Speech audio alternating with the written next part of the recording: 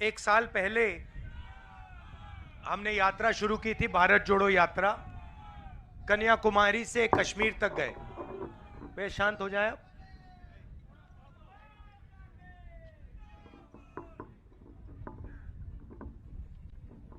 तो कन्याकुमारी से कश्मीर तक हम चले, 4000 किलोमीटर चले। और उस यात्रा का लक्ष्य, बीजेपी आरएसएस देश में नफरत फैला रही है, हिंसा का माहौल बना रही है, उसके खिलाफ खड़े होने का था। और भारत जोड़ो यात्रा से एक बहुत खूबसूरत नारा निकला, नफरत के बाजार में मोहब्बत की दुकान खोलनी है। और ये लाइन कांग्रेस की विचारधारा को बहुत गहराई से किसी को भी समझा देती है। वो नफरत का बाजार खोलते हैं, हम मोहब्बत की दुकानें खोलते हैं। वो हिंसा के बाजार चलाते हैं, हम अहिंसा की दुकानें चलाते हैं। तो जब हमने ये यात्रा खत्म की तो बहुत सारे लोग आए, उड़ीसा से आए, छत्तीसगढ़ से आए, बंगाल से आए। उन्होंने कहा देखिए आपने साउथ से नॉर्थ कर दिया, मगर बाकी प्रदेशों का क्या होगा, छत्तीसगढ़ का क्या होगा, झारखंड का क्या होगा, बिहार का क्या होगा, उड़ीसा का क्या होगा। आपको दूसरी यात्रा करनी चाहिए। हम इस बात से सहमत हुए, बात एक्सेप्ट की, और मणिपुर से महाराष्ट्र तक हमने दूसरी भारत जोड़ो यात्रा शुरू की। और इसमें हमने एक शब्द जोड़ दिया, न्याय शब्द जोड़ दिया। क्योंकि पहली यात्रा में हमें दिखा कि देश में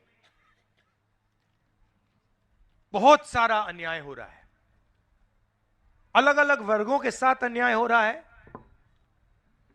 भाषाओं के साथ अन्याय हो रहा है, प्रदेशों के साथ अन्याय हो रहा है, महिलाओं के साथ, किसानों के साथ, मजदूरों के साथ।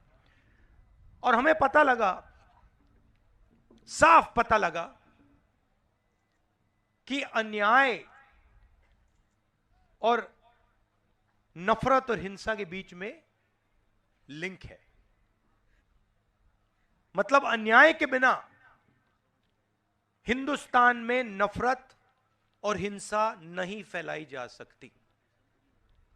अन्याय होगा, लोगों के दिल में डर होगा, तो फिर बीजेपी हिंसा और नफरत फैला सकती है। तो ये इनका 2 पॉइंट प्रोग्राम है। इंदिरा जी का 10 पॉइंट प्रोग्राम होता था, 20 पॉइंट प्रोग्राम होता था, इनका 2 पॉइंट प्रोग्राम है। अन्याय बढ़ाओ, हिंसा और नफरत फैलाओ, ये करते हैं। तो इसलिए हमने दूसरी यात्रा में ये न्याय शब्द लगा दिया। किस प्रकार का न्याय? आर्थिक अन्याय। आज हिंदुस्तान में हमारे युवाओं को रोजगार नहीं मिलता। 40 साल से सबसे ज्यादा बेरोजगारी आज है। महंगाई बढ़ती जा रही है, पब्लिक सेक्टर यूनिट प्राइवेटाइज होते जा रहे हैं, आदिवासियों की जमीन छीनी जा रही है। तो यह हुआ आर्थिक अन्याय। दूसरा, सामाजिक अन्याय। कल उड़ीसा में मेरा प्रेस कॉन्फ्रेंस हुआ और एक पत्रकार ने मुझे पूछा, राहुल जी आप जाति जनगणना की बात कर रहे हो, आप हर भाषण में कह रहे हो कि पिछड़ों को हक मिलना चाहिए, दलितों को हक मिलना चाहिए, आदिवासियों को हक मिलना चाहिए। क्या इससे देश नहीं बट रहा है? सवाल पूछा। तो मैंने इससे दूसरा सवाल पूछा। मैंने कहा भैया आपका सवाल बहुत अच्छा है, जवाब देने से पहले मैं आपसे सवाल पूछना चाहता हूं, सकता हूं? कहते हैं हां जी पूछिए। मैंने कहा ये जो आपकी पूरी प्रेस कॉन्फ्रेंस है, दूर दूर से आपके रिपोर्टर्स आए हैं, कैमरामैन आए हैं, आपके मालिक हैं, पूरा सिस्टम है। इस सिस्टम में कितने आदिवासी पिछड़े? नेशनल मीडिया में कितने अखबारों के मालिक पिछड़े वर्ग के हैं? कितने मालिक दलित वर्ग के हैं? कितने मालिक आदिवासी वर्ग के हैं? मैंने उससे पूछा, चुप हो गया, एक शब्द नहीं बोल पाया। तो मैंने उनसे कहा देखिए 50% कम से कम पिछड़े वर्ग के लोग हैं। किसी को मालूम नहीं, क्योंकि जो आंकड़े हमने निकाले थे 2011 में वो नरेंद्र मोदी ने पब्लिक नहीं किए, मगर कहा जाता है 50 से 55% पिछड़े वर्ग के लोग हैं, 15% दलित हैं, 8% आदिवासी हैं। कितने हुए बताओ? 50, 15 और 8 कितना हुआ? 73, 73।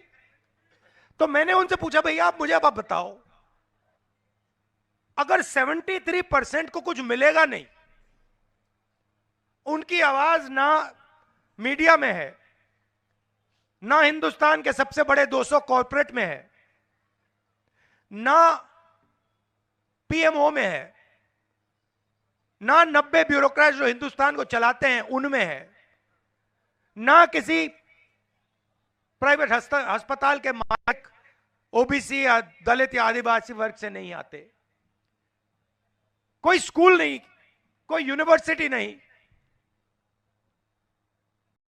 जो इनके हाथों में है, तो भारत कैसे जुड़ सकता है? 73% को आप कुछ नहीं दे रहे हो, उनको भूखा मार रहे हो। तो सबसे पहले यह पता लगाना है भैया ये हैं कौन, कितने हैं, और इस देश में धन कैसे बटा है। मैं आपको बता सकता हूं कि 200 कॉर्पोरेट्स में से मैंने आंकड़े निकाले हैं, उनकी टॉप मैनेजमेंट में,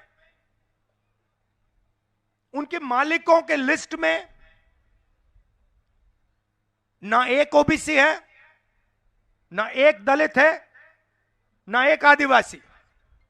मैं आपको बता सकता हूं कि दिल्ली में 90 अफसर जो देश को चलाते हैं, उनमें से 3 ओबीसी हैं, 1 आदिवासी है, 3 दलित हैं। मतलब 73% हिंदुस्तान के 5% बजट को चलाता है। उसके बाद जर्नलिस्ट चुप हो गया। अब इसमें मैं एक और बात जोड़ना चाहता हूं। 73% ये हुए, उसमें गरीब जनरल कास्ट के भी लोग हैं। यह नहीं है कि इस देश में गरीब जनरल कास्ट के लोग नहीं हैं।